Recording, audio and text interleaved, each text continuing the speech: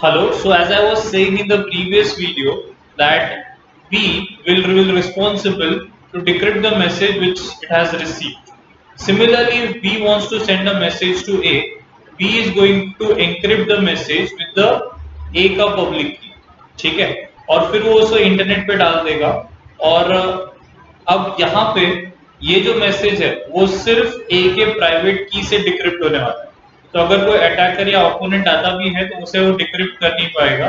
जब वो ए के पास पहुंचेगा तो ए अपना प्राइवेट की यूज करके उसे डिक्रिप्ट कर लेगा। ऑब्वियसली अगर ए का प्राइवेट की सैक्रिफाइस हो चुका है तो हम कुछ भी नहीं कर सकते। ठीक है, so this is asymmetric key cryptography. As I've already explained you everything about it, I'm not going to read it from here. I've already given you all the explanation which is required. You can just go through this and you will be able to understand everything. So that is what they have written, like private की रमेश का सिर्फ रमेश को पता है, सुरेश को नहीं पता है। पब्लिक की रमेश को भी पता है, सुरेश को भी पता है। सुरेश का प्राइवेट की रमेश को नहीं पता, सिर्फ सुरेश को पता है, एंड सो ऑन। और केस 1 केस 2 उन्होंने वही एक्सप्लेन किया है कि जब रमेश को सुरेश को मैसेज सेंड करना होता है तो कैसे इंक्रिप्ट डिक्रिप्ट होता है, और जब सुरेश को रमेश को मैसेज सेंड करना है तो कैसे इंक्रिप्ट डिक्रिप्ट होता है। और एडवांटेजेस और डिसएडवांटेजेस ऑब्वियस होंगे, तो इसे जस्ट गो थ्रू कर लेना है and that's it. And also the differentiate between would be very easy now, since we have already understood the concept of symmetric key cryptography and asymmetric key cryptography. So moving on to the next topic, which is block cipher principles. So what exactly is this? Let's have a look.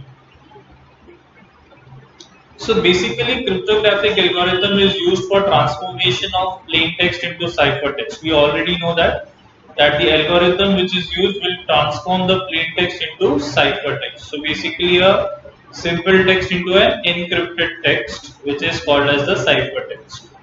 So there are two main methods. They are like stream cipher and block cipher are the main method of encrypting text using key and algorithm.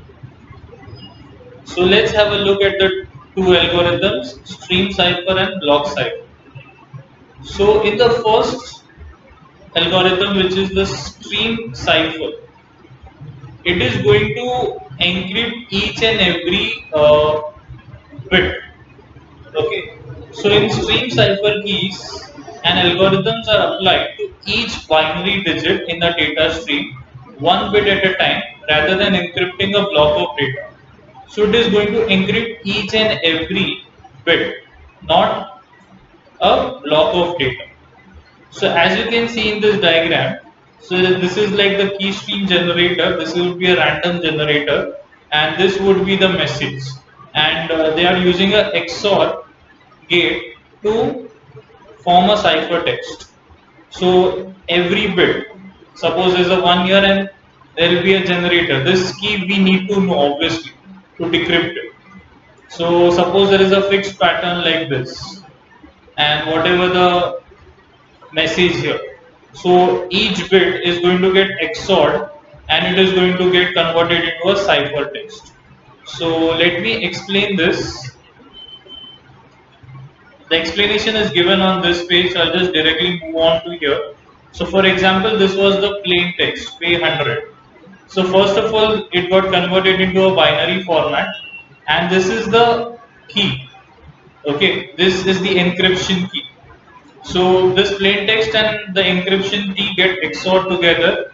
We already know how a XOR gate works, so we should know the truth table for XOR. Obviously, if both are 0, answer is 0, both are 1, answer is 0. Alternate 0 1 पे 1, 1 0 पे 1, दोनों 0 रहेगा तो 0, दोनों 1 रहेगा तो 0। वही logic से ये साइफर टेक्स्ट मिल गया है। ये जो हमारा प्लेन टेक्स्ट का बाइनरी फॉर्मेट था और ये उसका ओरिजिनल फॉर्मेट था। तो पे 100 को ऐसे साइफर टेक्स्ट में कन्वर्ट करके इसको हम इंटरनेट पे डाल देंगे। तो इसे हम बोलते हैं स्ट्रीम साइफर, जहां पे हर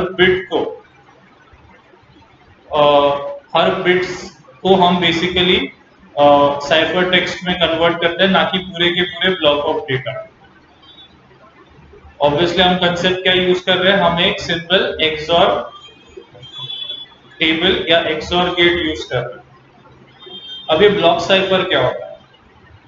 तो ब्लॉक साइफर का मतलब होता है, block cipher breaks plain text message into fixed blocks and encrypts each block with some key size which is fixed.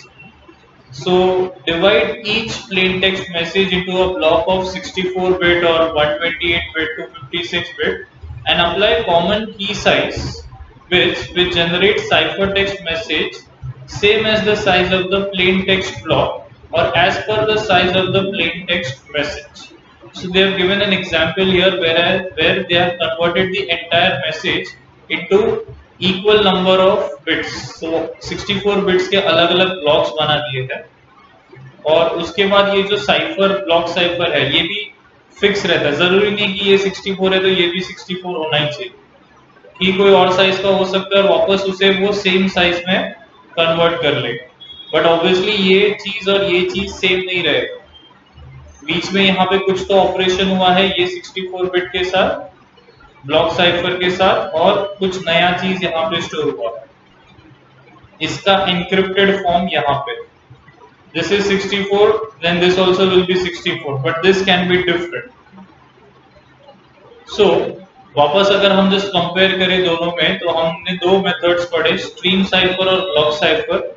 Stream cipher में हर एक बिट को एन्क्रिप्ट किया जाता है, बेसिकली उसको एक्सऑर करते हैं वो जो की है उसके साथ और हम उसे एन्क्रिप्ट करके भेजते हैं। जबकि ब्लॉक साइफर में क्या होता है कि पूरा का पूरा जो मैसेज है उसे x नंबर ऑफ ब्लॉक्स में डिवाइड किया जाता है जो सबके सब सेम साइज के हैं और फिर उसे एनकोड किया जाता है या एन्क्रिप्ट किया जाता है यूजिंग अ ब्लॉक साइफर जो कोई भी साइज का हो सकता है बट फिक्स होगा। अगर इसको 56 बिट के साथ कर रहे तो फिर हर एक को 56 बिट के साथ ही एन्क्रिप्ट करेंगे और फिर वो जो एन्क्रिप्टेड टेक्स्ट होगा वो सेम यही साइज का होगा। यहाँ पे ऑलरेडी लिखा है वो बात, which generate cipher text message same as the size of the plain text block और उसके बाद उसे ट्रांसमिट किया जाता है। वापस इन्होंने यहाँ पे एग्जांपल दिया है कि DES जो है वो बेस्ट एग्जांपल है ब्लॉक साइफर का, तो आपको एग्जांपल्स याद रखने हैं।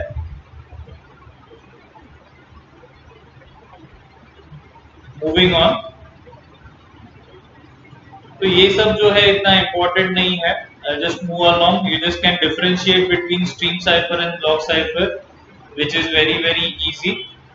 और उसके बाद का टॉपिक है कंफ्यूजन एंड डिफ्यूजन। सो ये जो है हम थोड़ी देर बात करेंगे। I just explain you the next first topic which is, अब ये जो है ये है मोनो अल्फाबेटिक और पॉली अल्फाबेटिक सब्स्टिट्यूशन टेक्निक्स। तो सब्स्टिट्यूशन टेक्निक्स जो है उन्होंने अलग अलग इसमें दिए हैं, हर एक टेक्निक का कुछ लॉजिक होता है। जैसे सबसे पहला है सीजर साइफर। तो ये जो सीजर साइफर है ये बहुत इजी है।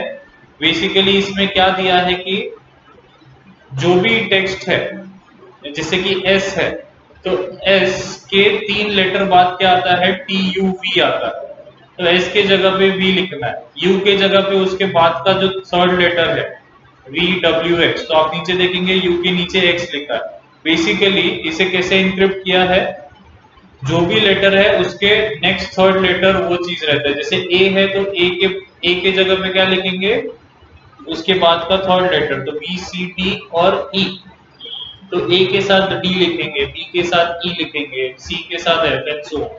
सो ऑब्वियसली ये बहुत सिंपल टेक्निक था एनकोड करने का और ऑब्वियसली इसे डीकोड भी बहुत इजीली कर सकते हैं।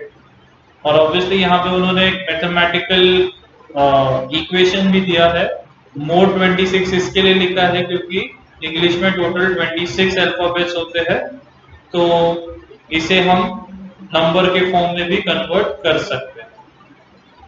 तो ये सब हम नेक्स्ट लेक्चर में देखेंगे, यहाँ से चालू करेंगे और आगे का पार्ट हम नेक्स्ट लेक्चर में कंटिन्यू करेंगे। Thank you.